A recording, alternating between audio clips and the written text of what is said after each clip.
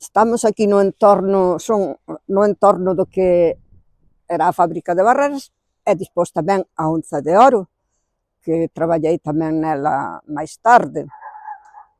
En fin, aquí había moitísima xente, os pilóns que daban hacia lá, cerca da orilla mar, e despois quedaban as balsinas por aquí, o que as balsinas de cocer o atún, o pescado, todo.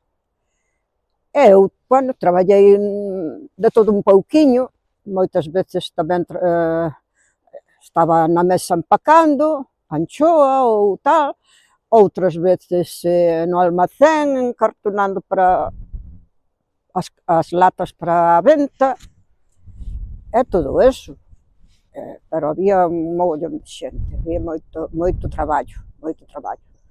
Tamén traballei con Román, que, bueno, non era moi popular entre as mulleres, que dis que era un cascarrabias, pero eu, a verdade, para min foi un pai, porque tuve problemas familiares que nun momento dado non podía traballar, que estaba embarazada, e el chamoume, dixo, porque non vienes a trabajar, Ángel, xa que teño problemas, veño contigo o tipo de problemas, pero ven, aunque sea pocos días, yo voy a cotizar por ti, te voy a mantener, aunque no vengas toda la semana, yo te voy a cotizar igualmente.